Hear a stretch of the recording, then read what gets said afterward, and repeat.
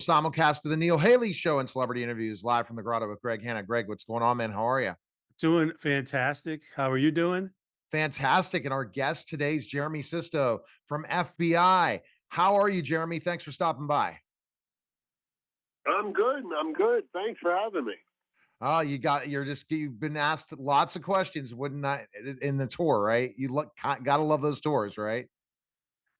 Yeah, it's good. It's good. Yeah, and I've been we've been all over the board on our topics. Actually, I start to get resistant to answering the questions, and we end up taking tangents. But I'll try to stay on task today. All right, sounds good. All right, good, Greg. First Yeah. question. Hey, so that was kind of fun. I caught you on the quotes quiz or something you did on Netflix. That was hilarious.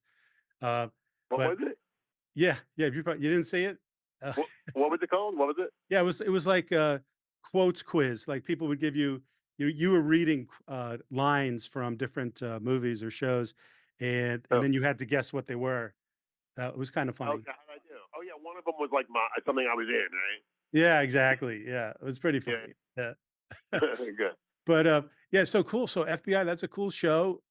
So Neil and I were just talking. Did you take over for Julian McMahon, or how did that come down? No, he was on the Most Wanted show. So I'm on the original Law and Order, and yeah, me and the two leads were the only ones that were on the original FBI from the beginning.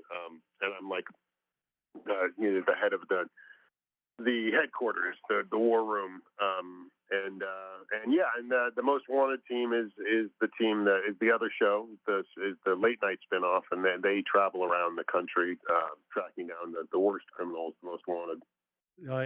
Looking for Neil and his friends. How did you land that role on FBI?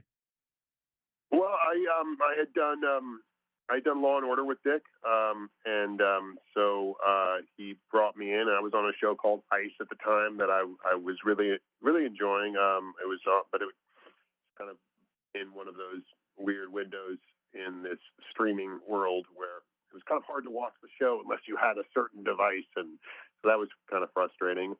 And when Dick told me about this, it sounded really nice to be on something that was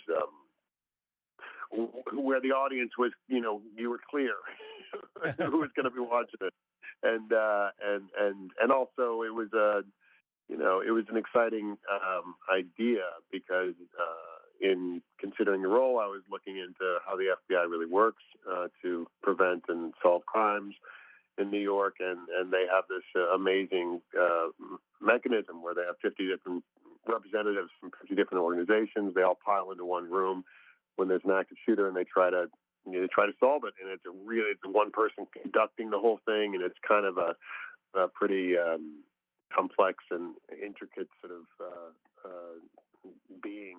And so I was excited to try to really make that thing work as a device in a procedural, and that's why I'm still there. The character is great, and they write really cool things for him. But I really love the idea of continue trying to make this work. You know what, Jeremy? It's really interesting is Dick Wolf is such a genius. What makes him so amazing in coming up with these law type shows? What do you think it is?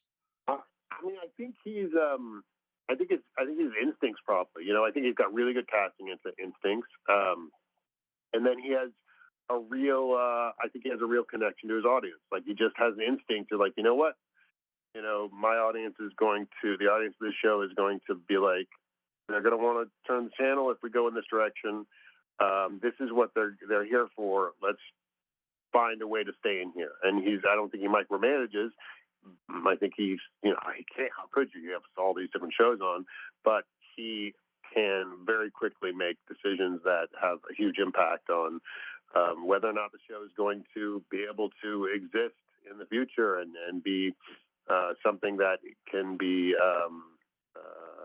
useful in society in 10 years, 20 years, 30 years. That it's there's something timeless about it. Yeah, so you told us a little bit about your character in charge of the war room. Let's dig into that a little bit. Tell us more about your character. Yeah, I mean he's very good at this job. It's a it's a challenging job. You're making quick decisions, but it's not on the street. His life isn't at risk most of the time. He does go out sometimes and gets into some scraps, and this week that happens.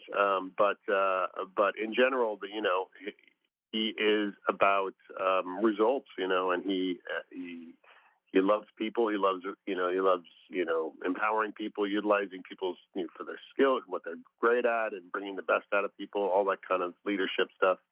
And his personal life has been pretty. His character has been pretty explored pretty deeply. He's got a lot of stuff going on. He's an alcoholic, recovering alcoholic, and has had some ethically sort of ambiguous periods in his past. He's got a ex-wife, a couple of kids, a son who's gone through cancer. He's had one of his girlfriends who was also an agent be shot, and so he's really a story of somebody who's had some dark past and is trying to stay on the right path amidst making very difficult decisions between personal life and his profession.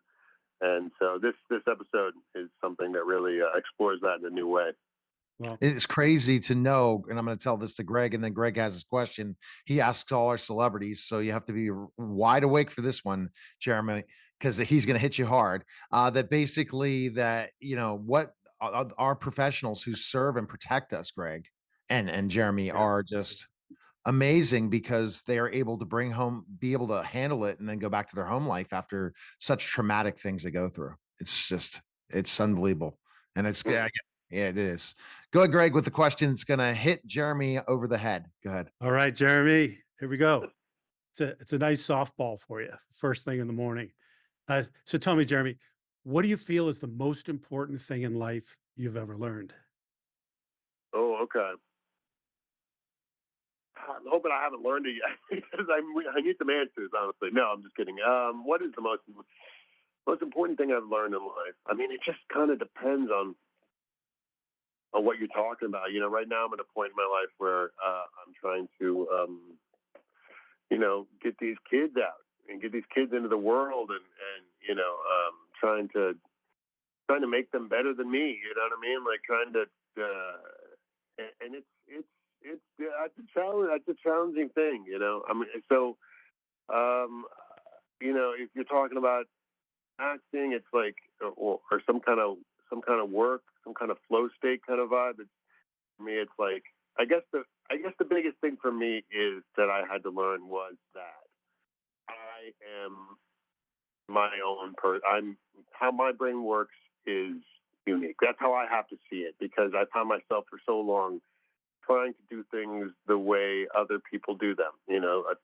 Feeling like I should be doing this a certain way, and I really needed to figure out, like, I am who I am, and I need to listen to that voice, because that's the only voice that really counts. There's going to be just a ton of people out there who are going to profit off of saying, I know what's right. I know what's right for you. I know what's right for, and there was just a long period of time where I was like trying to hear that, and it wasn't until it started with acting, where I was like, you know what, if I'm going to do something this strange with my life, I got to figure out a way to do it my own way. And so I guess that's probably a pretty big lesson that I've learned and try to continue to learn.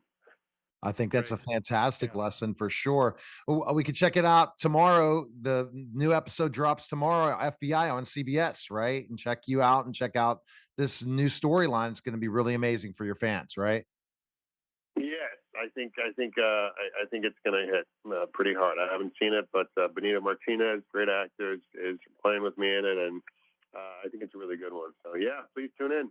All right. That was special simulcast of the Neil Haley Show and celebrity interviews live from the Grotto. Greg Hanna, guys, take care.